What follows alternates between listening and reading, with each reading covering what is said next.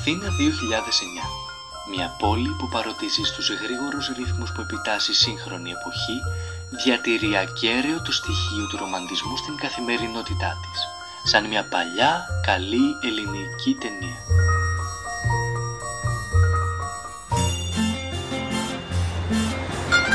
Ρε φίλε. Ναι. Μήπως έχεις δει την Πόπη? Ψάχνω την Πόπη. Κοίτα καλά, μήπως την έχεις δει? Έχω γυρίσει όλες τις γραμμές του τρένου. Την ψάχνω μέρες, ώρες, μήνες. Πουθενά είπε. Έχω κολλήσει αφήσεις. Στο μετρό, στο τρένο, στο λεωφορείο. Στην Athens Voice έχω βάλει αγγελία. Τίποτα.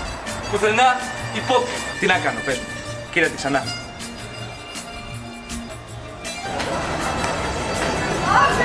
Σε είδα στο μετρό με τις κόκκινες, τις πράσινες, τις θαλασσιές σου άντρες. Ξ' αγαπώ, Προκόπης.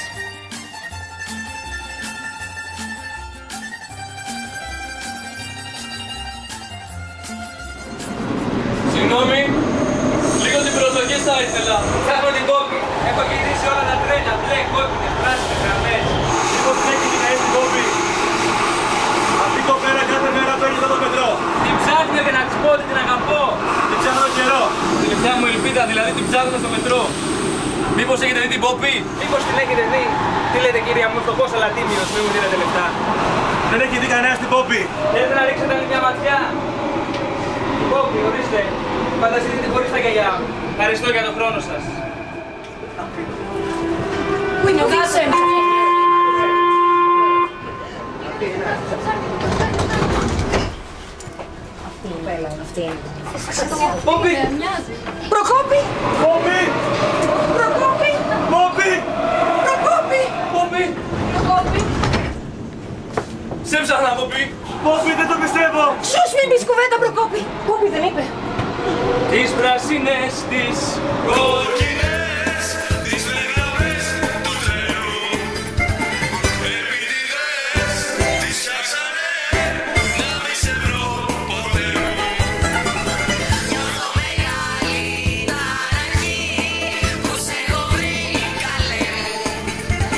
Στις πράσινες, στις κόκκινες, τις μπλε γραμμές του τρένου.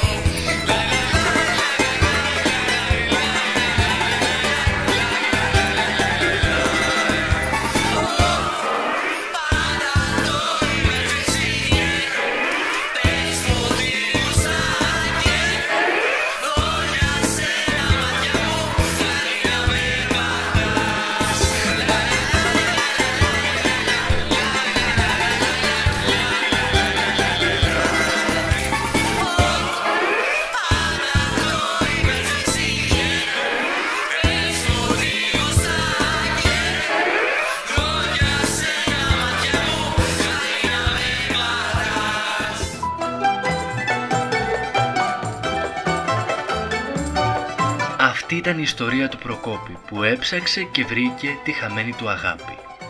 Και έζησαν αυτοί καλά και εμείς καλύτερα.